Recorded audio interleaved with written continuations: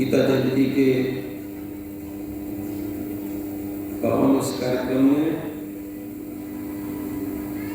गीता मंदिर होगा के इस धर्मसभा के मंच पर विराजमान अभी मेरे से पूर्व जिनका आशीष है और आपको मिल रहा था ऐसे पूज्य महाराज श्री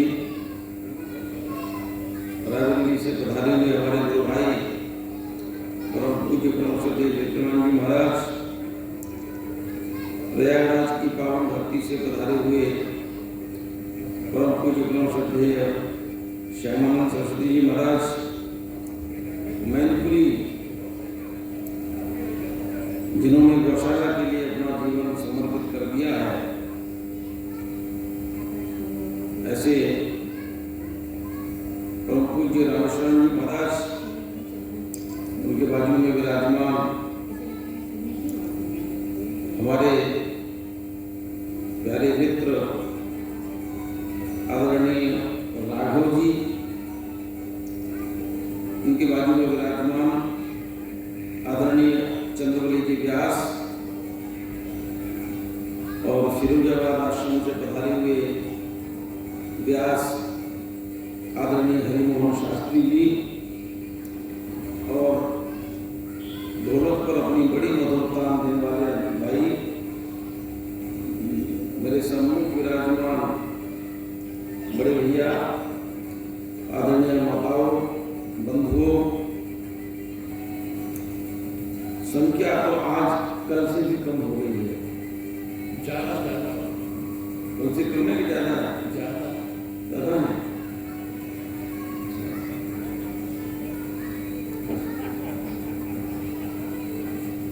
आपकी दृष्टि बहुत अच्छी है। नहीं हमारी दृष्टि नहीं है तो जाड़े में हर चीज सिकुड़ती है ना, तो सब सिकुड़ गई है, जनता भी सिकुड़ गई। नहीं ऐसा नहीं है, भीड़ प्राइमरी स्कूलों में बहुत ज्यादा है, लेकिन जब हम ग्रेजुएशन में जाते हैं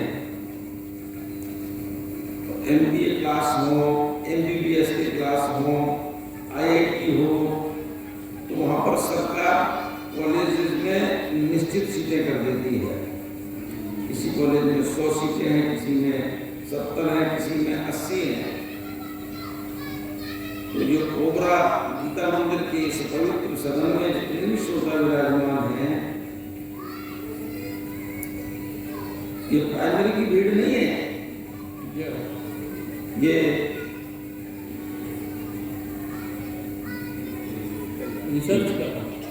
सब रिसर्च वाले हैं। और ये महफिल कौन सी है, आपने शुरू में बताया था? महफिल है मस्तानों की। ये मस्तानों की महफिल है, और मस्तानों की महफिल में सामान्य व्यक्ति के लिए तो स्थान ही नहीं है। इसलिए हम सभी लोग अच्छी तरह से ये विचार करके यहाँ बैठे हैं कि संख्या पर जो कम है वो ये अपर क्लास है, प्राइमरी क्लास नहीं है। और ये केवल संतोष नहीं है, इसमें पूर्ण विश्वास है, क्योंकि यहाँ पर बैठे जो श्रोताओं में हमारे बड़े भैया भी बैठे हैं जो एक एक श्रोता 1-1 लाख के बराबर है।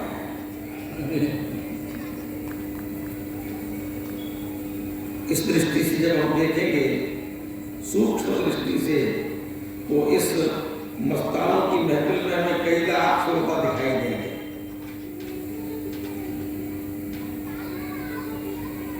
अनन्याश्चिन्तयन्तु माम्, ये जब मैं आया तो भारत जी एक श्लोक बोल रहे थे गीता जी का, अनन्याश्चिन्तयन्तो माम् ये जनाः पर्युपासते तेषां नित्याभियुक्तानां योगक्षेमं वहाम्यहम्।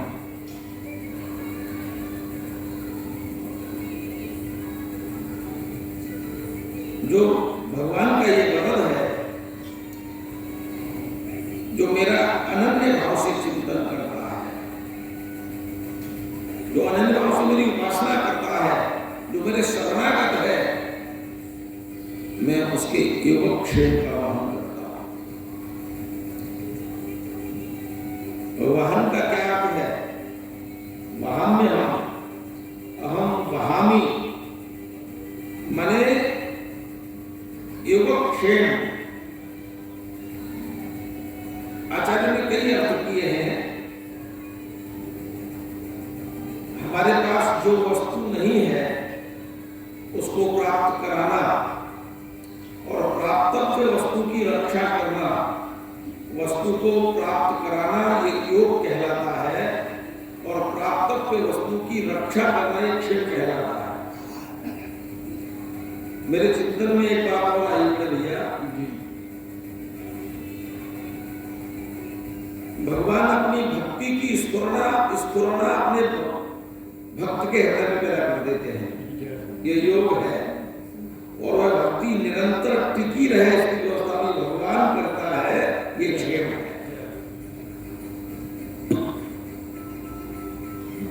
इस श्लोक से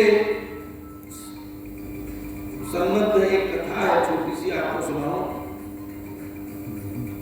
आचार्य जगन्नाथ मिश्र जगन्नाथपुरी में विराजे हैं, संस्कृत के उद्भट आचार्य हैं, और गीता जी पर हजारों हजार टीकाएं लिखी हुई हैं, लेकिन आचार्य जगन्नाथ मिश्र भी गीता जी पर एक टीका लिख रहे हैं। और गीता जी पर टीका लिखते लिखते योगक्षेम का आपको मैंने बता दिया। वहाम्यम का मैंने पूछा तो भैया ने, बड़े भैया ने इशारा करके बता दिया कि जो ढोके ले जाता है।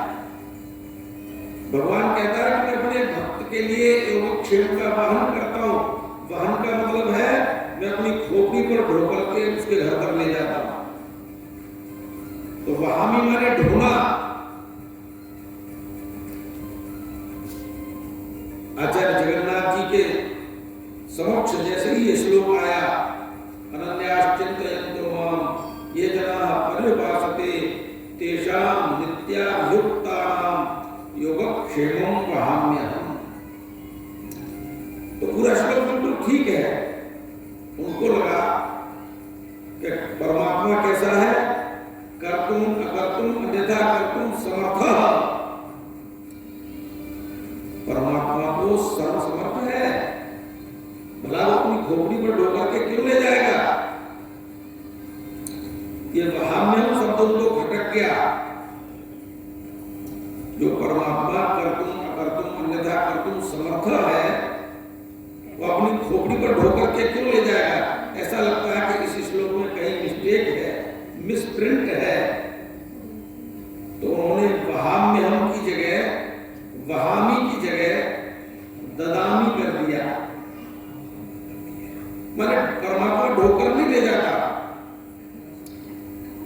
भगवान राम के लिए विचार हुआ कि भगवान राम जंगल क्यों गए। जंगल गए तो माता सीता का अपहरण हो गया, लंका पर चढ़ाई की, लंका विजय के बाद सीता जी को प्राप्त किया। लंका का ध्वंस करना था किसी बहाने, तो क्या भगवान राम का जंगल जाना जरूरी था? चक्रवर्ती साम्राज्य जिनके पास है, ऐसे राजा दशरथ के पुत्र थे। भगवान राम चाहते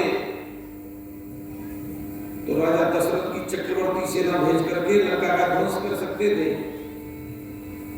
रावण ने 74 चतुर्युगी राज्य किया। कितना? 74 चतुर्युगी। सतयुग, त्रेता, द्वापर, कलयुग, ये श्रृंखला 74 बार घूम गई। और जितने बड़े बड़े साम्राज्य थे रावण ने सब पर कर लगाया और कर प्राप्त किया।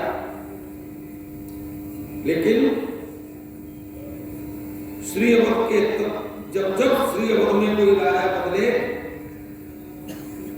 प्रत्येक राजा के सामने रावण आया और कर मांगा, लेकिन किसी भी राजा से वो कर नहीं ले पाया। महाराज दशरथ के सामने भी आया और कहा, राजा दशरथ, या तो मुझे बलयुद्ध में पराजित करो, नहीं तो कर दो। तो महाराज दशरथ ने कहा, दशानन, एक तो तुम ब्राह्मण हो और दूसरा तमाम पक्षियों के तुम्हारे पंख निकले हुए हैं, और तीसरा तुम वृद्ध हो, मैं युवा हूं, मेरे से बलयुद्ध में यदि तुम्हारे हाथ पैर टूट गए तो सारा जगत मुझे हंसेगा। युवा दशरथ ने दशानन के हाथ पैर तोड़ दिए। बोले, नहीं, मैं बलयुद्ध के लिए तुमको लगा रहा था। तो महाराज दशरथ ने कहा कि राजा दशानन, ये जो हमारे श्रीअवध का जो मुख्य द्वार है, इसको मैं अंदर से बंद कर लेता हूं, और मैं वादा करता हूं कि कोई सिटकनी, कोई कुंडी या कुछ नहीं लगाऊंगा, कोई और किसी संसाधन का अवलंबन नहीं लूंगा। तुम बाहर से पूरी ताकत के साथ इसको खोलो। और महाराज दशरथ के वक्त में ऐसा आता है कि रावण ने पूरी ताकत के साथ उस द्वार को खोला। रावण पूरी ताकत लगा के हार गया। दशरथ जी अपने दोनों हाथों से उसको बंद किए खड़े रहे, लेकिन रावण उस द्वार को नहीं खोल पाया। जब उधर से दबाव कम हो गया तो दशरथ जी ने सोचा कि लाओ द्वार खोल के देखूं क्या स्थिति है। तो द्वार खोल के देखा तो वहां दशरथ भाग चुका था ही नहीं। इस तरह दशरथ के तमाम पूर्वजों के सामने दशानन आया, अपनी ताकत को आजमा के चला गया। ऐसे दशरथ को तो भगवान राम श्रीअवध में बैठ के ही प्राप्त कर सकते थे। भगवान राम जंगल क्यों गए? तो हमारे आचार्य लोग कहते हैं कि भगवान राम यदि लंका का ध्वंस करना ही था, उसके लिए जंगल गए थे, तो वो तो श्रीअवध में बैठ के कर सकते थे। भगवान राम जो जंगल में गए हैं वो साधुओं के उद्धार के लिए और माता सबरी को दर्शन देने के लिए गए थे। ऐसे भगवान राम है, वह लंका के ध्वंस के लिए नहीं गए। तो योगक्षेम महाम्यम, यहाँ पर आचार्य जगन्नाथ जी को शंका हो जाती है कि महाम्यम परमात्मा तो सर्वसमर्थ है, वो अपने सिर पर ढो करके क्यों ले जाएगा? तो उन्होंने रात्रि को व्याख्या करते समय उसमें ददाम में हम कर दिया। प्रातःकाल आचार्य जगन्नाथ जी उठे और नित्य की भांति है समुद्र स्नान के लिए गए। समुद्र स्नान किया, वहीं पर संध्या वंदन करते थे। भाइयों, हमारे और आपके पास बहुत सारी संपत्ति भरी हुई है, लेकिन जो विद्वान पुरुष होते हैं वह संपत्ति का संग्रह नहीं करते। आचार्य जगन्नाथ जी के पास संपत्ति का कोई संग्रह नहीं था, केवल शास्त्र की पूजा करते थे, शास्त्र का अध्ययन करते थे, पठन पाठन करते थे। आज उनके घर में भगवान का भोग लगाने की कोई व्यवस्था नहीं थी। लेकिन भगवान के भरोसे गाड़ी चल रही है। आचार्य जगन्नाथ जी समुद्र स्नान किए, संध्या वंदन किए और दोपहर तक उनको वापस आना था। एक घटना घटित हुई। एक छोटा सा बालक अपने सिर पर बड़ी सी पोटली रख करके आचार्य जगन्नाथ मिश्र की कुंडी खटखटाता है। माता निकलती है और कहता है, माँ इसमें बहुत वजन है, इसको जल्दी से उतरवाओ। आचार्य जगन्नाथ मिश्र की पत्नी ने वह पोटली उतरवा के रखी घर में और फिर तुरंत देखा उस बालक के मुंह पर एक जोरदार चाटा किसी ने मारा था और वो पूरा का पूरा हाथ उसके मुंह पर छपा हुआ था। उस बालक के मुंह से ऐसा लग रहा था कि अभी भी ताजा किसी ने इसके मुंह पर चाटा मारा है। और माता द्रवित हो गई, उस बच्चे को पकड़ा, कहा बेटा ये 5 उंगली तेरे गाल पर छपी हुई है, ये किस दुष्ट ने तेरे मुंह पर चाटा मारा है? क्या बात थी, तूने क्या गलती कर दी? तो बालक कहता है, माँ ये पंडित जी ने मुझे चाटा मारा है। बोले क्यों? बोले ये मुझे पता नहीं। और इतना कह के अपना हाथ छुड़ा के वह बालक उनके घर से बाहर निकल के चला गया। आचार्य पत्नी ने पोटली खोली, उसमें पूरी राशन, आज पंडित जी के घर में कोई राशन नहीं था, भगवान के भोग लगाने की भी व्यवस्था नहीं थी। पोटली खोली, राशन सामग्री उसमें भरी हुई थी। आचार्य पत्नी ने उसमें से राशन निकाला, भगवान का भोग तैयार करती जा रही है, गुस्सा होती जा रही है। सखिया गए हैं, जैसे ही आ जाएंगे तो उनकी खबर लेती हूँ, छोटे बच्चों को इतनी जोर से मारा है। पंडित जी दोपहर के समय अपने घर में आए, बड़े चिंतित थे कि आज तो भगवान का भोग लगाने की कोई व्यवस्था है ही नहीं। घर में घुसे, जैसे ही घर में घुसे तो आचार्य पत्नी एकदम फायर हो गई, खूब डांटा, तुम्हारी बुद्धि सठिया गई है, बच्चों पर ऐसे हाथ चलाया जाता है, और फिर इतनी बड़ी पोटली उसके सिर पर रख दी। अरे वो आचार्य पत्नी ने ये समझा तो वह पोटली ला नहीं पा रहा था, इसलिए उन्होंने पिटाई की है, खूब चिल्लाई।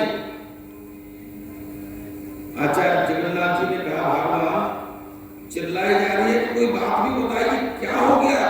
कौन बालक, कौन चाटा और कौन है वजन? मुझे तो कुछ पता ही नहीं है। तो पंडितानी जी ने सोचा कि और झूठ बोल रहा है और गुस्सा हुई, खूब चिल्लाई। फिर पकड़ करके आचार्य जगन्नाथ जी ने बिठाया, कहा मुझे पूरी बात बता, तो गुस्सा क्यों है? तो उन्होंने कहा वो कितना भोला सा बालक था जिसको तुमने चाटा मारा था, तुम्हारा पूरा का पूरा हाथ उसके मुंह पर छपा हुआ था। तो पंडित जी ने विचार किया कि मुझे तो न तो कोई बालक मिला है, न मैंने किसी को चाटा मारा है, ये क्या वाकया है? पंडित जी ने ध्यान किया और ध्यान में पाया तो वह परमात्मा कृष्ण, गीता का गायन करने वाला कृष्ण, रात को मैंने योगक्षेमं बहाम्यहं की जगह योगक्षेमं ददाम्यहं लिख दिया था। मुझे ऐसा लगता है वही सिद्ध करने के लिए कि मैं अपने भक्तों के लिए योगक्षेम का वहन करता हूँ, मैं देता नहीं हूँ, मैं अपनी खोपड़ी पर रख करके उनके घर तक पहुँचा के आता हूँ।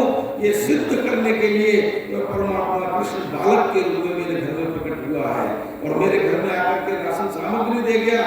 और मैंने उनकी गाई हुई गीता में अपनी कलम चला दी तो अपने गाल पर थप्पड़ का निशान दिखा करके मानो ये बता गया कि मैंने जो कह दिया है वही सच है, दूसरा जो कोई व्याख्या करता है तो वह गलत करता है।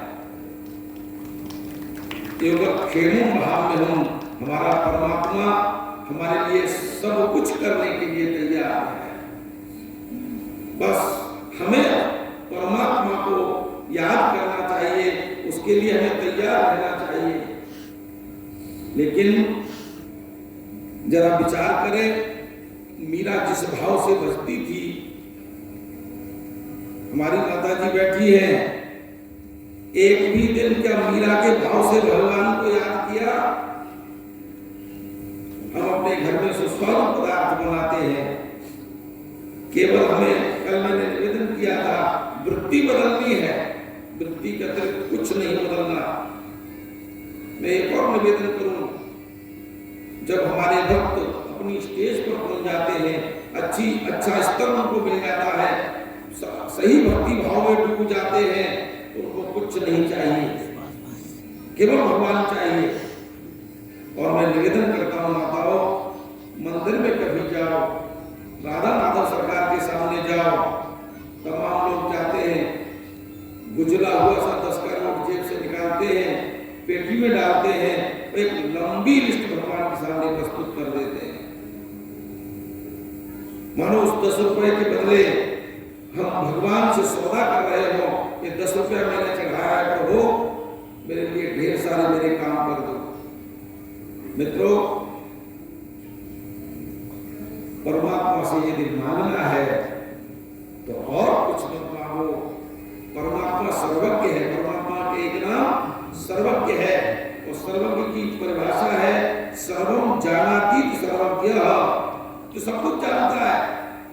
जो परमात्मा सब कुछ जानता है, क्या वो मेरी समस्या नहीं जानता, मेरी आवश्यकता नहीं जानता?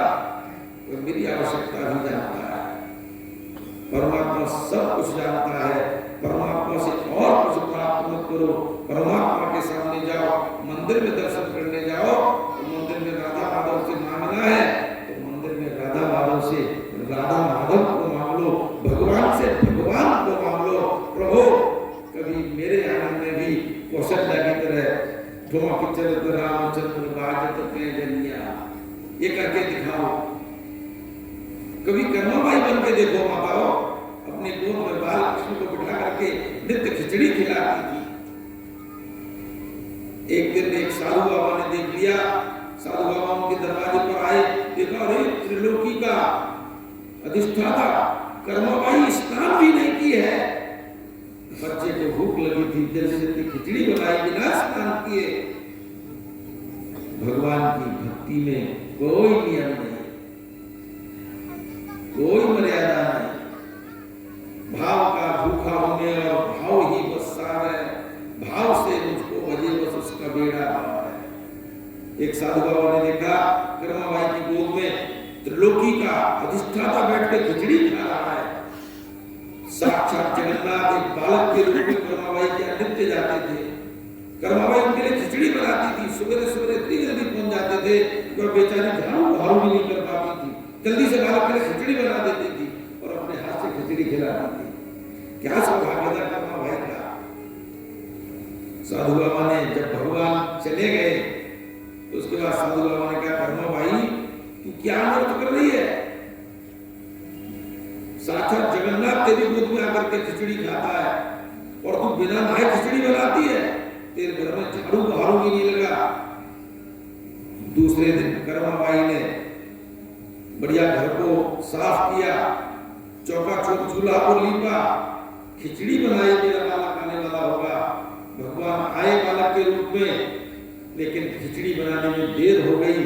खिचड़ी बना करके भगवान को गोदी में बिठा करके खिला रही थी, इतने में मंदिर खुलने का समय हो गया। पुजारी ने घंटी बजा दी और कपाट खोल दिए। जगन्नाथ मंदिर में भगवान कर्माबाई की गोदी से गायब हुए और मंदिर में जाके विराजमान हो गए। लेकिन आज पुजारी ने एक अलग नजारा देखा। भगवान के मुंह में खिचड़ी लगी थी। रोजाना कर्माबाई बालक को खिचड़ी खिलाती थी।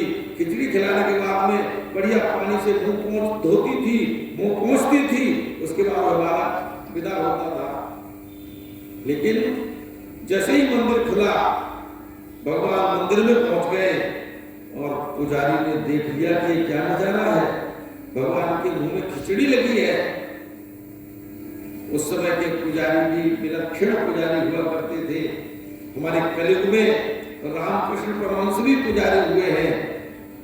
दक्षिणेश्वर काली से डायरेक्ट बात होती थी, कोई बात होती थी, माँ से पूछते थे, माँ ये क्या है, और पत्थर की माँ उनको जवाब देती थी। ये पुजारियों की महिमा रही है। उस समय के तत्कालीन पुजारी जो भी रहे हों, उन्होंने भगवान से पूछा, ये क्या माजरा है, ये मुंह में कहां से खिचड़ी लगी है? तो भगवान ने कहा, पुजारी मेरी माँ मुझे नित्य खिचड़ी खिलाती है, तू मुझे तमाम मोहन भोग खिलाता, मेरा पेट नहीं भरता, इसलिए मैं कर्मवाही के नित्य जाता हूँ। लेकिन एक साधु बाबा ने आके आज सब गड़बड़ कर दिया, मेरी माँ को तमाम उपदेश दे गया। मेरी माँ इतने उदात्त भाव से खिचड़ी खिलाती थी, उस साधु बाबा आ गया, उसने घंटा ढाल कर दिया, पुजारी तू मेरी बात मान, मेरी माँ को बोल दे कि कल तक वो जैसे खिचड़ी खिलाती थी उसी तरह से, उसी पद्धति में, उसी परंपरा में मुझे खिचड़ी खिलाए। बड़े भैया जगन्नाथ जी के मुख्य पुजारी गए, कर्मवाई को लेट करके प्रणाम किया और कहा, मां त्रिलोकी का अधिष्ठाता तेरे यहाँ की खिचड़ी खाता है, और तू कल तक जैसे खिचड़ी खिलाती थी उसी तरह से खिचड़ी खिला। माताओं,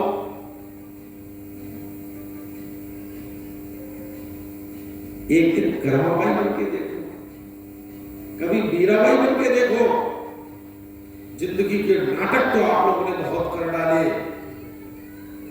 एक दिन वास्तविक जीवन जी के देखो। सूरदास जी के जीवन में आता है, अंधे थे, रास्ता चल रहे थे, एक गड्ढे में गिर गए, बियाबान जंगल था, निर्जन वन था, कोई था नहीं। भगवान को पुकारने लगे। उस निर्जन वन में एक छोटा बालक आता है, सूरदास जी का हाथ पकड़ के गड्ढे से बाहर निकालता है और कुछ ऐसी कटु बातें कहता है वो बालक कि सूरदास जी भगवान को पहचान न लें। सूरदास जी ने सोचा ये निश्चित मेरा कन्हैया है, गड्ढे से बाहर जब निकाल के बाहर करेगा तो मैं तुरंत इसका हाथ पकड़ लूंगा और इतनी जोरदारी से हाथ पकड़ूंगा कि जीवन में कभी हाथ नहीं छोड़ूंगा। लेकिन भगवान बहुत सावधान थे, गड्ढे से बाहर आके हाथ झटक दिया बाबा का और कहा, बाबा सीधे रास्ते चलाकर, नहीं फिर गड्ढे में गिर जाएगा। सूरदास जी ने निवेदन किया, कन्हैया एक बार अपना हाथ मुझे पकड़ा दे। भगवान ने कहा, नहीं नहीं जाओ, कहां कौन कन्हैया, कहां का कन्हैया। झटकने लगे तो सूरदास जी ने जो चैलेंज किया है, माताओं, भारत का कोई संत ही चैलेंज कर सकता है, कोई भारतीय भक्त ही चैलेंज कर सकता है। ऐसा चैलेंज न तो आज तक किसी ने किया, आगे की क्या उम्मीद करें। सूरदास जी ने कहा कि बात चुराए जात हो, निबल जाने के मोय, मैं अंधा हूं, बूढ़ा हूं, निर्बल हूं, इसलिए मेरा हाथ छुड़ा के जा रहे हो। कन्हैया हाथ छुड़ाए जात हो, निबल जाने के मोय, और हृदय ते जब जाओगे तो सबल बदन तोय। अरे परमात्मा जो सृष्टि का रचयिता है उसको भी चैलेंज कर दिया कि तू अपने को बहुत बड़ा बलवान मानता है। अरे मेरा हाथ छुड़ा दिया, मेरे हृदय से निकल के बता, तब मैं तुझे सबल दूंगा। कभी मन करो सूरदास बन के देखो, कभी तुलसीदास बनने का मन बनाओ, कभी कौशल्या बनने की सोचो, पूरा जीवन निकल गया। कभी संकल्प लो, अब लो नसानी, अब ना नसाई हो, पूरा जीवन निकल गया। इस संसार में ही मरते पछते रहे हम लोग, संसार से बाहर आने की नहीं सोची। जो संसारी हमको खूब गरियाते हैं, खूब दुत्कारते हैं,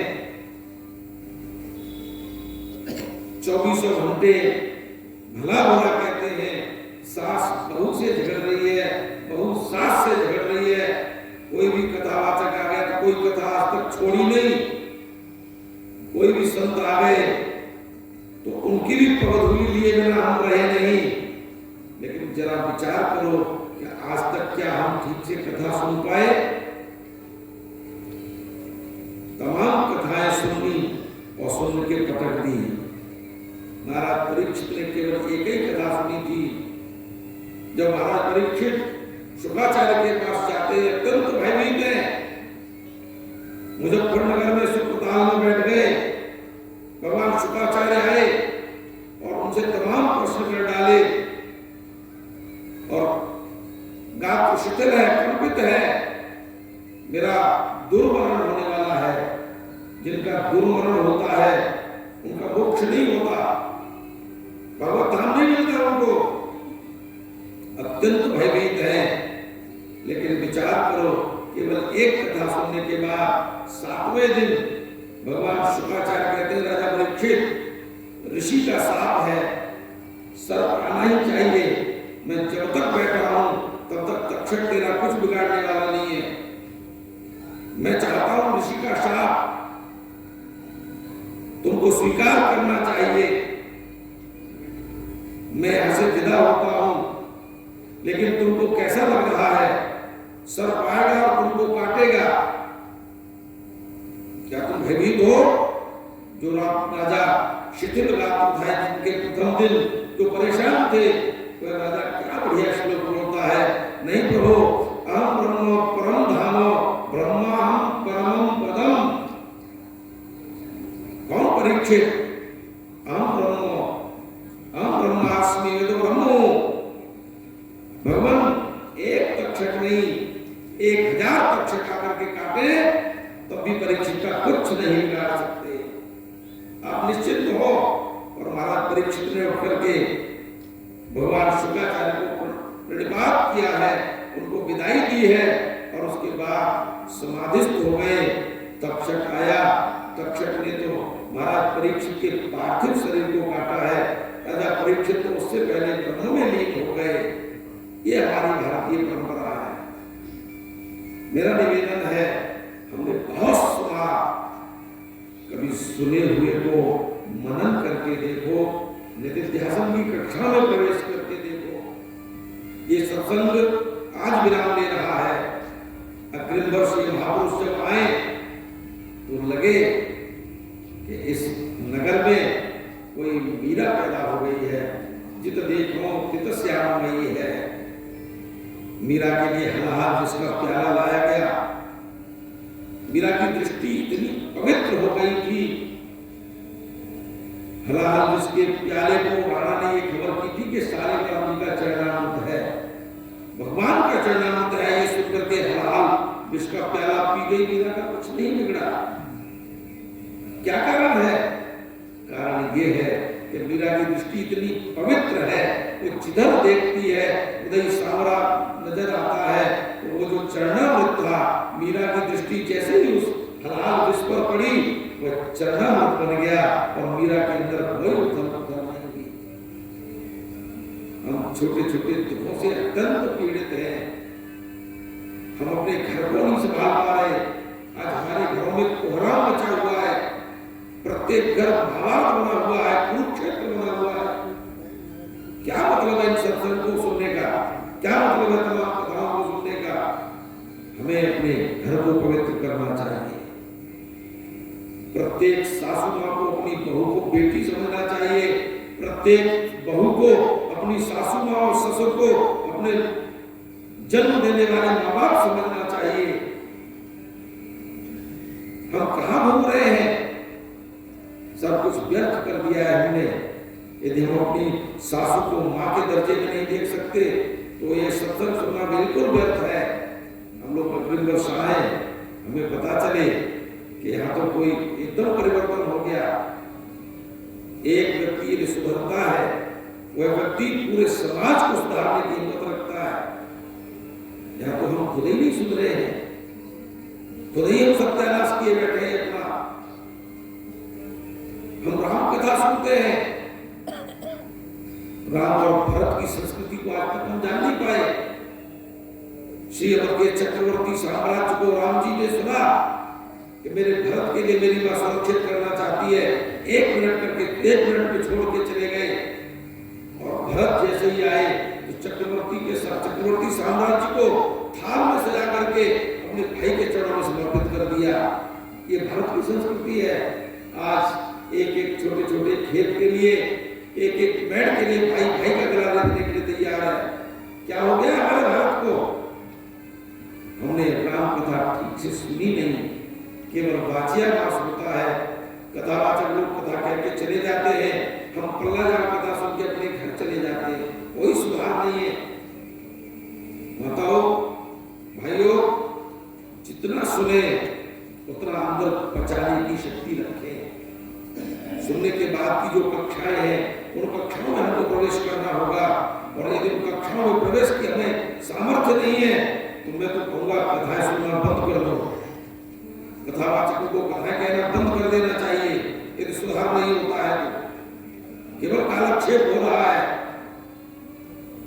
कथा सुनने के बाद जीवन परिवर्तन होना चाहिए। गीता मंदिर में सत्संग सुनने के बाद जीवन परिवर्तन होना चाहिए, और जीवन परिवर्तन के बाद हम सुधरेंगे, युग सुधरेगा, हम बदलेंगे, युग बदलेगा। हमें युग परिवर्तन करना है। हम केवल संसारी बनने के लिए नहीं आए हैं, हमें अध्यात्म को छोड़ना होगा। वयम राष्ट्रे जागृयाम पुरोहिताः, श्रुति भगवती कहती है हम केवल खाने और सोने के लिए नहीं आए। आहार निद्रा भय मैथुनम च सामान्य वेतन सुवेन्द्राणाम। यदि हम ऐसा करते हैं मित्रों तो हमारा जीवन भी पाषाणता से भरा हुआ है। थोड़ा सा विचार कर लो कि पशुओं में और हमें अंतर क्या रह गया। कभी कहता है आहार निद्रा भय मैथुनम च, इतनी चीजें गिरा दी। सामान्य वेतन पशुवेन्द्राणाम, पशुओं में और हमें ये सब समान है। करना क्या चाहिए? धर्मो हि एकोप्यधिको विशेषो धर्मेण हीना पशुभिः समानः। हमें धर्मवान बनना है। हमने भारत में जन्म लिया है, हम भारतीय हैं, हम भारतीय की संतान है। हमको पशुओं के समान जीवन व्यतीत नहीं करना। हमें मानव से देवत्व की ओर यात्रा करनी है, और हम मानव से देवता बन सके। इसके लिए गीता मंदिर का ये वार्षिकोत्सव है। गीता माता पर जो व्याख्यान संतों ने दिया, गीता मंदिर में जो वार्षिकोत्सव हुआ, सभी संतों की कृपा से संतों ने जो वक्तव्य दिया वह आपके जीवन में उतरे, जीवन दर्शन आपको मिले, आपका जीवन परिवर्तन हो, और आप मानवत्व से देवत्व की यात्रा करें। इसी प्रत्याशा के साथ जय हिंद, जय भारत।